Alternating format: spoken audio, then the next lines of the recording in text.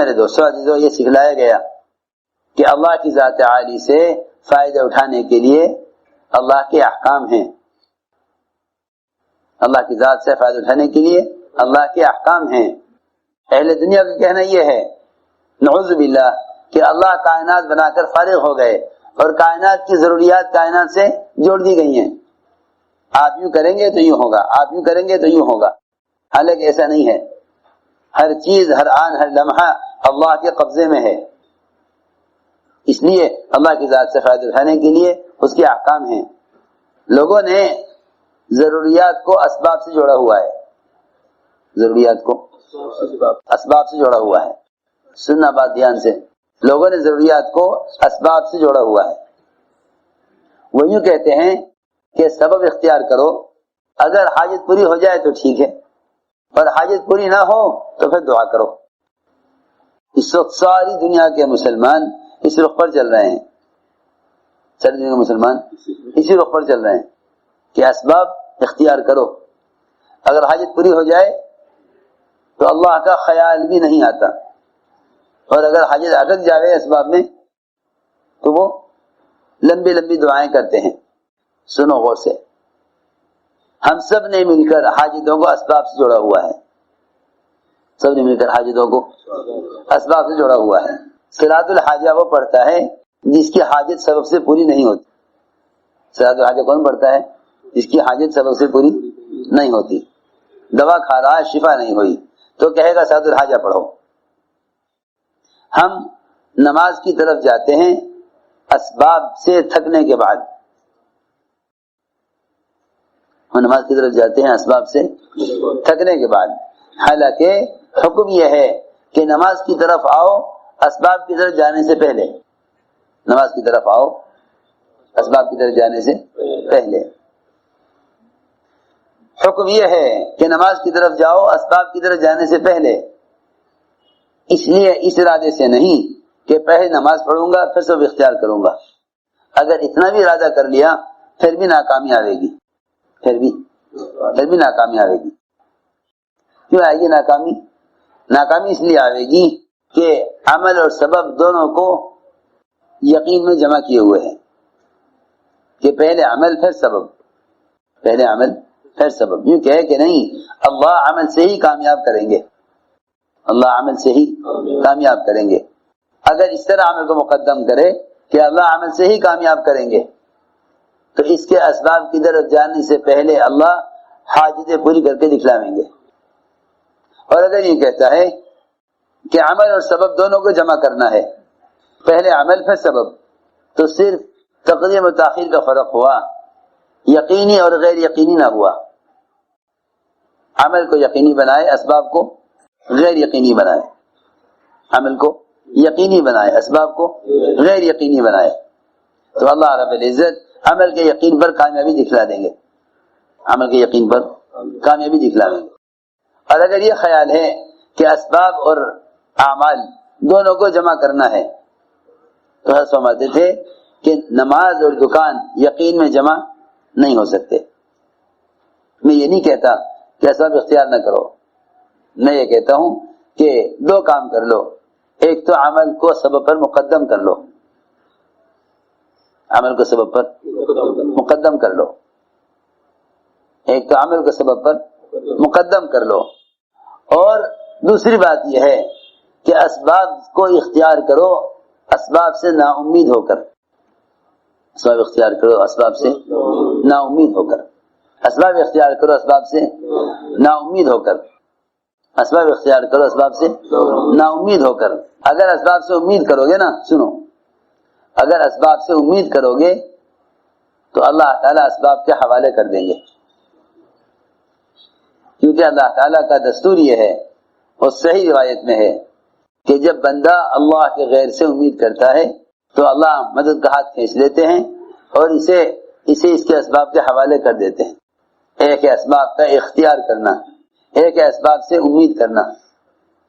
اسباب سے امید نہ کرو، اختیار کرو. کیوں؟ کہ اللہ کا حکم ہے. ہم اسباب اختیار کرتے ہیں حکم کی وجہ سے، امید کی وجہ سے نہیں. اسباب اختیار کرتے ہیں. اسباب کیوں دیے گئے؟ اسباب دیے گئے ہیں امتحان کے لیے. کامیابی کے لیے نہیں بلکہ امتحان کے لیے.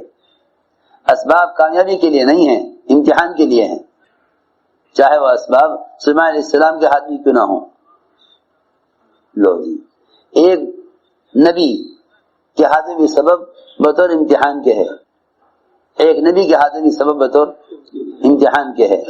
تو جب نبی کے ہاتھ میں سبب بطور امتحان کے ہے تو ہمارے ہاتھ میں اسباب بطور اطمینان کی کیسے ہو سکتے ہیں؟ ہم اسباب سے مطمئن کیسے ہو سکتے ہیں جب انبیاء بھی اسباب میں امتحان کے لیے ہیں؟ جب انبیاء کے اسباب امتحان کے لیے ہیں تو ہمارے اسباب اطمینان کے لیے کیسے ہو سکتے ہیں؟ سنو، اللہ تعالیٰ انبیاء علیہ السلام کے اسباب دیتے ہیں امتحان کے لیے کہ یہ ہمیں کتنا یاد رکھتے ہیں. سلیمان علیہ السلام گھوڑے دیکھنے کے اور ان گھوڑوں کو دیکھ کر ایسے متاثر ہوئے اللہ کی قدرت کو دیکھ کر. اس لیے کہتے ہیں کہ اللہ کی جو قدرت چیزوں کی بناوٹ میں ہے اس سے متاثر نہ ہو. اللہ کی جو قدرت چیزوں کی بناوٹ میں ہے اس سے متاثر نہ ہو، کیونکہ اللہ تعالیٰ کی جو قدرت چیزوں کے بنانے میں استعمال ہوئی ہے وہ ان سے متاثر ہونے کے لیے نہیں بلکہ اللہ سے متاثر ہونے اور اللہ کو پہچاننے کے لیے بنائی گئی. سلیمان علیہ السلام گھوڑے دیکھ کر متاثر ہو گئے، گھوڑے دیکھ کر متاثر ہو گئے. اتنے متاثر ہوئے، اور کیوں نہ ہوتے، ایسے گھوڑے تھے جو انتہائی خوبصورت اور جن کے اندر 3 صفتیں تھیں. پانی میں تیرتے تھے، ہوا میں اڑتے تھے، زمین پر دوڑتے تھے. اپنی پیٹھ پر بوجھ لے کر ہوا میں ایسے اڑ سکتے تھے جیسے چڑیا اڑ جاتی ہے. اس کو دیکھنے میں مشغول، دیکھو میرے رب کی قدرت، دیکھو میرے رب کی قدرت. جو ہو قدرت کو دیکھنے کے چکر میں عصر کی نماز بھول گئے، عصر کی نماز بھول گئے. دیکھو تو صحیح، اللہ تعالیٰ نے ایک نماز کا امتحان تھوڑے سے گھوڑوں میں مشغول کر کے امتحان لے لیا کہ ہمیں کتنا یاد رکھتے ہیں، ہمیں کتنا یاد رکھتے ہیں. ہمارے پاس جو بھی اسباب ہیں ہم سب میں لگ کر عمل کو بھول جاتے ہیں، سب میں لگ کر عمل کو بھول جاتے ہیں. سلیمان علیہ السلام گھوڑے دیکھنے میں لگے، نماز عصر کی قضا ہو گئی. اتنا غم عصر کی نماز کی قضا ہونے کا کہ تلوار منگا کر سارے گھوڑے کاٹ ڈالے، سارے گھوڑے سب کاٹ ڈالے. اور اللہ سے کہا، اے اللہ مجھے تو آج کی عصر پڑھنی ہے، مجھے کچھ نہیں چاہیے، مجھے تو آج کی عصر چاہیے. اللہ نے سورج کو واپس نکالا، سورج کو واپس نکالا. تمہیں ایک عمل کے ضائع ہونے کا غم ہوگا، ہم سورج کو واپس لاویں گے. میں اس کو سمجھانا چاہتا تھا کہ کائنات کا نظام عبادات پر چلے گا، کائنات کا نظام کائنات پر نہیں چلے گا. یہ نہ کہا جائے گا کہ بھئی سورج ہے وہ تو غروب ہونا تھا ہو گیا. یہ نہیں، ایسے تھوڑا ہی ہے. جنہیں اپنے عمل کے ضائع ہونے کی سچا غم ہوتا ہے اللہ ان کے لیے نظام کائنات کو مسخر فرماتے ہیں. صحابی کو جیل میں نماز کا فکر ہے، جنابت کی حالت میں ہے، جیلر نے غسل کے لیے پانی دینے سے انکار کر دیا. اے اللہ مجھے تو نماز ادا کرنی ہے، میں 2 دن پیاس کو صبر کر لوں گا، 2 دن پانی نہیں پیوں گا، پینے کے پانی سے غسل کر لوں گا لیکن 2 دن پانی نہ پیوں گا، صبر کر لوں گا پانی کو، نماز کو صبر نہیں کر سکتا.